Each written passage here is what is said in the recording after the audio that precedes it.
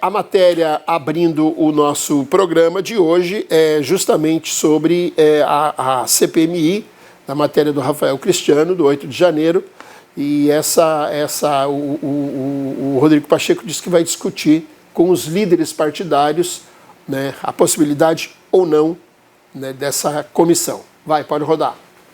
Logo após o ministro Gilmar Mendes, do Supremo Tribunal Federal, estabelecer um prazo de 10 dias para que o presidente do Senado, Rodrigo Pacheco, esclareça o motivo de não ter feito a leitura do relatório de instalação no plenário da Casa Legislativa, o presidente do Senado Federal, Rodrigo Pacheco, decide discutir com lideranças partidárias sobre a instalação de uma CPI, Comissão Parlamentar de Inquérito, sobre os atos criminosos de 8 de janeiro. Pacheco tem afirmado a um grupo de aliados que pretende consultar os representantes partidários do Senado Federal antes de tomar uma decisão sobre a comissão de inquérito. A ação foi apresentada pela senadora Soraya Tronic, do União Brasil, que diz que Pacheco tem 10 dias para apresentar os motivos da não leitura do relatório de instalação na Casa Legislativa. A Comissão Parlamentar de Inquérito foi requerida na legislatura passada, com as assinaturas suficientes, com fato determinado. Agora nós, naturalmente, precisamos consultar aqueles senadores que assinaram a CPI sobre a manutenção e a ratificação dessas assinaturas, porque houve uma mudança de legislatura. Então, havendo essa ratificação, será feita a leitura do requerimento no plenário. Não há nenhum tipo de demora por parte da presidência do Senado, porque sequer a oportunidade de uma sessão para leitura aconteceu. Hoje vai ser a sessão para apreciar a medida provisória. Então nós vamos, em relação a essa questão da CPI, também submeter ao Colégio de Líderes para perceber qual é o entendimento do colegiado. Muito bem, tá aí então a nossa reportagem de abertura hoje. Eu vou chamar, hoje nós temos os debatedores aqui do meu lado esquerdo, Ramon Cujuí e Samuel Costa, do meu lado direito, o Paulo Cavalcante e o Rodrigo Frota. Vou começar pelo nosso comentarista Paulo Cavalcante, que estava há algum tempo já sem aparecer, então terá a prioridade hoje. Boa noite, seja bem-vindo. Boa noite, meu querido. Boa noite a você que está com a gente há tantos anos aí. Tempo sem... Eu acho que esse ano é a primeira vez que eu participo à noite. Participei Vem no de um sábado, especial, né? No sábado de manhã. Mas já tenho, acho que uns 5 meses que eu não venho à noite aqui com vocês. Eu que era diário, né? Todo dia ali, pingadinho. Mais perto, por favor. Mas a gente está seguindo aí caminhos, mas é muito bom estar com vocês. Bom, gente, esconder o quê? Né? Se foi golpismo, né? Como foi intitulado aí, né? Golpe. Golpe para mim é canhão, golpe para mim é um monte de soldados na praça, golpe para mim é um pessoal armado, né? É um pelotão de pelo menos 1 milhão de pessoas, né? Não um gato pingado de arruaceiros que entraram lá e quebraram as coisas, que nem está comprovado direito de onde que eles vieram, né? A maior parte desse pessoal que foi solto hoje não sabe nem porque foi preso. Essa é a grande realidade. A maior parte desses senhores e senhoras... Tem uma senhora lá que tem mais de 70 anos, servia para ser vó de muita gente aqui. Cozinheira. Estava fazendo almoço, a janta. Não estava nem entendendo o que aqueles meninos estavam fazendo lá no tribunal, lá no palácio. Lá, nem sabia. A maior parte estava esperando sair mesmo, já estavam desiludidos, né? Já estavam querendo ir embora, de repente para um monte de ônibus, fala, pessoal, sobe aqui que a gente vai levar vocês embora, ônibus do exército e tal. Eu falei, vamos, né? Vai que o exército resolveu fazer alguma coisa. Então foram. E de repente, gente, foram presos. Esse pessoal que foi preso, não tem 15 pessoas ali, no meio dessa multidão, que tiveram, pelo menos lá na praça. Não tem 15. Sabe? Então, o que acontece, gente, é que é uma injustiça fora do comum. E eu acho que essa CPI teria que ter o apoio total da situação atual, né, que é o governo Lula. De todo mundo que é junto a ele, deveria ter o apoio total. Não, vamos julgar, vamos descobrir quem foi e vamos punir no caráter da lei. Mas não se quer descobrir mais. Não precisa. Para que CPI? Engraçado que a CPI, quando foi colocada em pauta a questão da Covid-19, foi rapidinho Né? A hora que saiu a primeira assinatura ali que deu o tanto que tinha, não é minoria, tem que aprovar e tal, vamos contra lá, porque o que é contra é Bolsonaro. Né?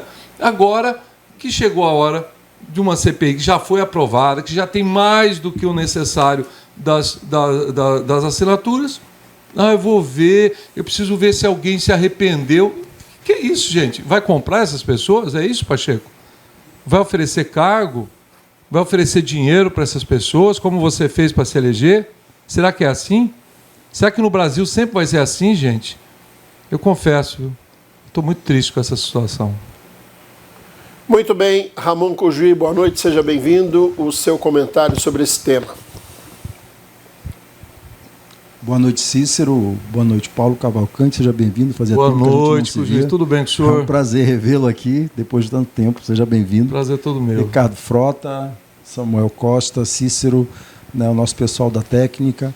E boa noite a todos os telespectadores e todas as telespectadoras, bem como os internautas e as internautas que nos acompanham, seja pelo sinal aberto da REMA 5.1, seja pelas plataformas da internet. Para você que a gente está aqui, né, vem travar esse diálogo democrático todas as vezes aqui à noite ou no sábado de manhã. Bem, no que diz respeito aos atos de Brasília, né, Brasília, a gente tem que dar os nomes. O Cícero falou dos atos de Brasília. Não são atos de Brasília, Cícero, são os crimes de Brasília. Né, quem estava em Brasília aquele dia é um bando de criminosos. Não importa a idade, porque os canalhas também envelhecem. Então, quem estava lá estava cometendo crime. E crime não é aquilo que eu acho, ou aquilo que o Cícero acha, ou aquilo que o senhor ou a senhora acha. Crime é aquilo que a lei especifica a conduta como criminosa. E aquelas pessoas que estavam lá cometeram crimes contra o Estado Democrático de Direito. E, na minha leitura, a conduta ali se enquadra, sim, em crime de terrorismo. Ora, nós vamos debater aqui, eu acho que não é terrorismo, eu acho que precisa de 1 milhão de pessoas na rua, eu acho não. Quem vai dizer isso é o Poder Judiciário, que é quem tem a prerrogativa e a função de aplicação da lei no caso concreto, né, a partir das condutas que foram realizadas ali em Brasília, naquele 8, que não dizem respeito somente a Brasília, que ele fazia parte de uma grande instrumentalização pelo país todo. Tanto é que depois do dia 8, Rondônia, Mato Grosso e Santa Catarina continuaram ali fomentando atos antidemocráticos na tentativa de derrubar, de impedir o governo legitimamente eleito de governar.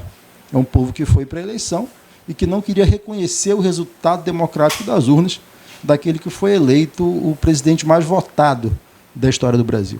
Então, a gente precisa ter muito claro isso. Quem estava em Brasília no 8 de setembro, na Praça dos Três Poderes, quem estava na frente dos quartéis pedindo golpe, estava cometendo crime contra o Estado Democrático de Direito, e isso está previsto na Lei de Defesa do Estado Democrático de Direito. Ponto. Ah, mas eu acho outra coisa. A gente pode achar o que a gente quiser, mas a palavra final acerca da conduta, do crime e das consequências dos crimes cometidos, e aí sim da individualização de cada um na participação desses atos criminosos e antidemocráticos, quem vai dizer é o Poder Judiciário.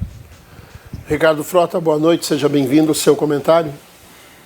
Boa noite, Cícero. Boa noite a essa bancada. Boa noite à nossa audiência que nos prestigia nesta noite de terça-feira. Quero mandar um abraço para o André, que está nos assistindo, nos prestigiando nesse momento, mandou uma mensagem. Cícero, é uma situação, eu já falei muito, de forma bem exaustiva, em relação a esse suposto atentado, né? Que para mim isso não passou de mero vandalismo. Já existe tipificação para esse crime, né? Dano ao patrimônio público.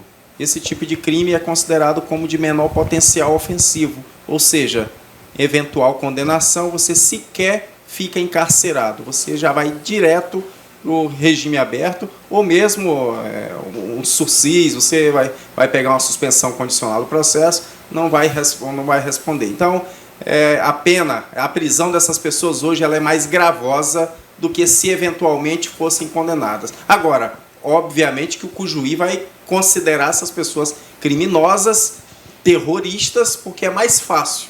A fala dele é de terroristas, mas quando a gente fala de pessoas que estejam imbuídos e articulados para praticar um ato de terrorismo, um ato, como eles querem colocar, fugiu. Golpe.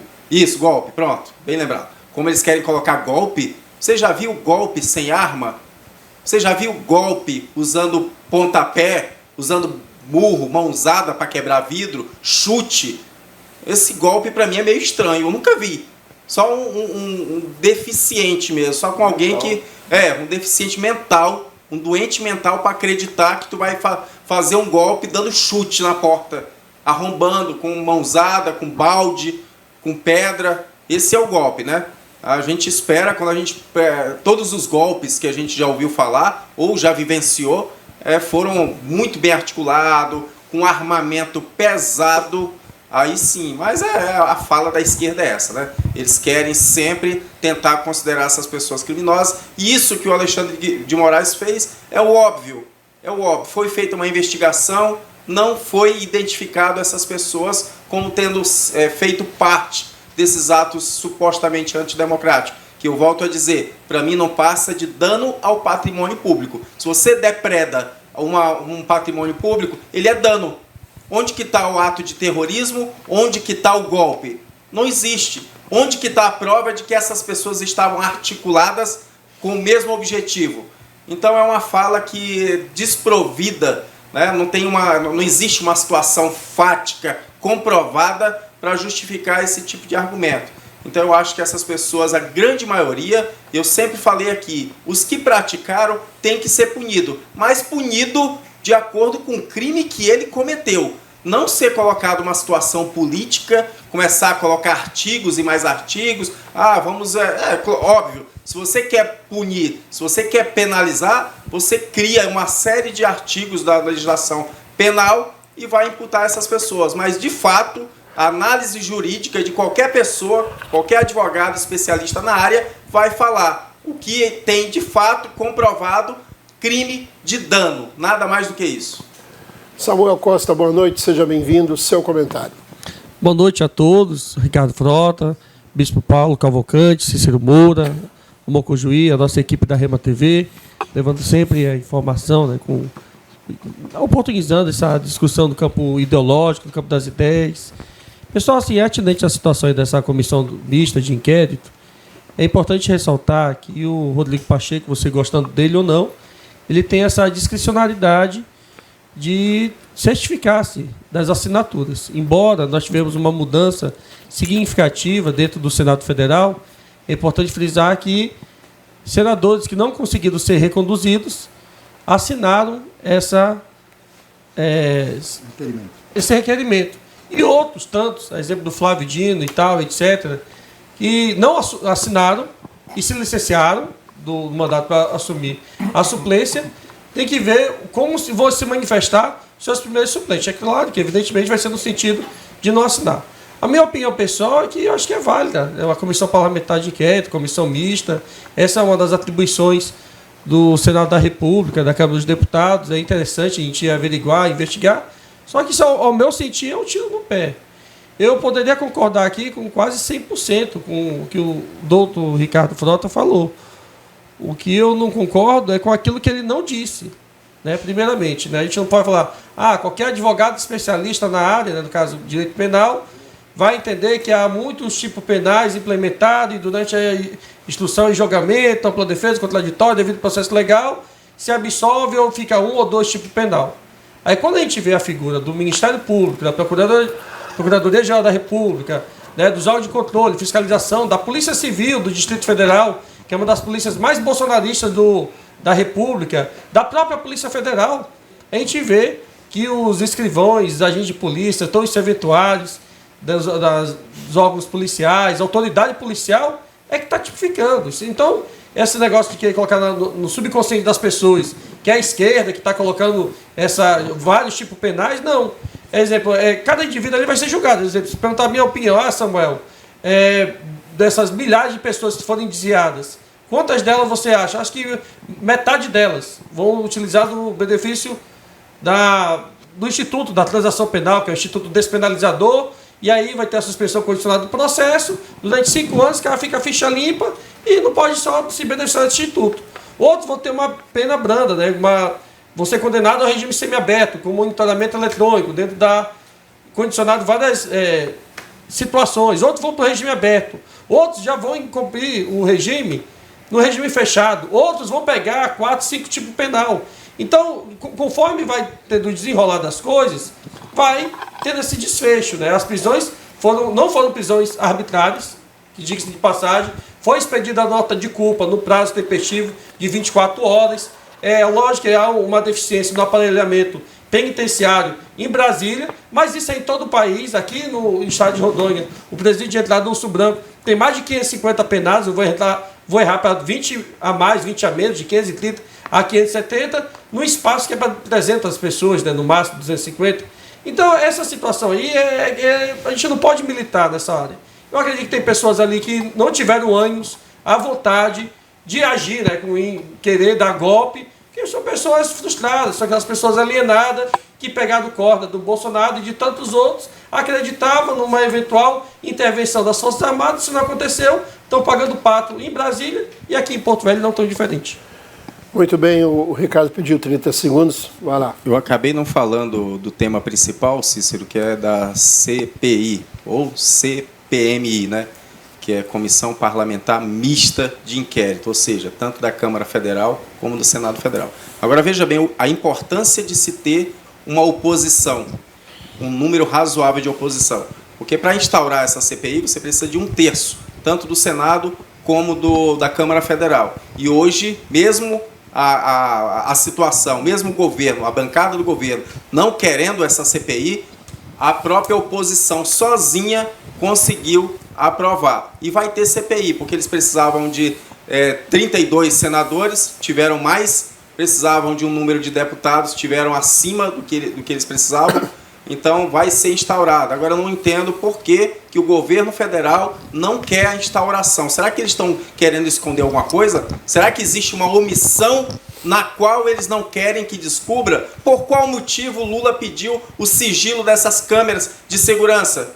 Por qual razão? Então é preciso lisura, é preciso transparência, é preciso que a população saiba o que de fato aconteceu, porque da forma como está, é muito simples colocar a culpa nessas pessoas, sendo que existem pessoas que estão tão ligadas quanto aquelas que depredaram e não foi feita uma investigação. Então realmente é preciso que seja instaurada essa CPI e eu espero que através do desdobramento consiga se apurar e consiga pegar realmente as pessoas grandes que estão se eximindo. Terminou? Deu? Como foi um 30 segundos bem esticado, o senhor Ramon Cujuí tem o mesmo tempo. Vai lá, 1 minuto, Ramon. Eu acho engraçado dizer que o governo não queria a CPI. O presidente deu a opinião pessoal dele. Eu aprendi uma coisa, que quando o governo não quer CPI, a CPI não acontece. É só lembrar a CPI do MEC, dos pastores ladrões, ano passado, né, que tinha tudo e não foi colocado. Então, assim, a CPI do MEC não foi instalada. Inclusive, o Zezinho aqui defendia que não era hora de instalar a CPI, porque era meio de eleição, mas tinha assinatura, tinha tudo, só que o governo bancou e não instala. Né? A gente tem que ter claro o seguinte, quando o governo quer, CPI não acontece. A CPI é muito bem-vinda, tem fato específico, tem assinatura, instala. Esse é o critério de CPI. E numa democracia, a CPI ela é um instrumento de minoria. Né? Então, que a minoria vá lá e a gente veja o resultado da CPI, ela é muito bem-vinda. Agora, tem muito claro, e isso vale tanto para o governo federal, quanto para o governo estadual, quanto vale para as câmaras municipais. Quando o governo quer, CPI não é instalada. Essa CPI vai ser instalada porque o governo não é que ele não queria tanto assim. Né? Muito bem, para ser justo com todos os debatedores, Paulo Cavalcante tem direito a 1 minuto. Não precisa nem 1 minuto, né? Como é que o governo não quer? O pessoal não queria a CPI da Covid, né? Ela só estava para atrapalhar, né? E o que aconteceu? A CPI da Covid tomou um cenário, se tornou um palanque político e não teve quem parasse. Então, esse negócio de dizer que quando o governo não quer, não. É quando não tem maioria, não consegue. Quando a oposição é maior, não consegue. Aliás, a CPI da Covid popularizou o nosso senador de Rondônia aqui, né? Um dos nossos senadores de Rondônia, o Marcos Rogério. Samuel também pediu 1 minuto, fica à vontade. Como bem frisado, a CPI ou CPMI é um instrumento feito pela minoria, tanto é que não é necessário a minoria simples ou maioria absoluta dos membros de ambas as casas para poder instaurar. ela é um procedimento inquisitório, investigativo, é a mesma coisa que a Polícia Civil do Distrito Federal e a nossa briosa Polícia Federal estão fazendo, indiciando, aí vai ter um desdobramento, um pirotecnismo, o tiro vai sair pela culatra, porque alguns membros que vão fazer a composição, mesmo não aderindo à assinatura, vão poder inquisitar oitiva de testemunhas e arrolar, e eu acho que tem coisas mais interessantes a serem abordadas no momento, né? Eu acho que a polícia está reforçada já, o próprio ex-governador Ibanez já faz, né, um discurso mais ponderado, etc. Agora, se é para o bem dos bolsonaristas e para que a verdade prevaleça, já que o Ricardo Frota, o Bispo Cavalcante amam tanto a transparência, né, porque o Bolsonaro negou aí o cartão vacinal dele, está tendo todo esse tipo de situação, pediu sigilo de 100 anos, um monte de coisa. Isso é válido, é política. Agora que venha, eu sou favorável. Eu, particularmente, se fosse deputado federal ou se fosse senador da República, assinaria isso aí numa boa, porque eu acho legal ter confronto, eu acho que é uma coisa interessante. Aqui não tem bolsonarista nenhum, aqui tem patriota. Mas já traiu o Bolsonaro, o senhor já traiu o Bolsonaro? Nunca teve. Foi só o cara perder que pulou fora? Nunca teve bolsonarista. Mas o que é patriota, que até agora não entendi? Não, patriota é aquele que defende a sua pátria, defende o crescimento, a ordem. ordem. Foi a guerra pelo Brasil? Defendeu Sim, o Brasil? O que tem a ver a vacinação do Bolsonaro, Samuel? O que tem a ver uma situação particular? É uma situação dele, pessoal. O que tem a ver com os crimes que foram praticados com esse tipo de investigação? É uma CPI completamente distinta. É verdade, concordo contigo, é isso mesmo. O cara tá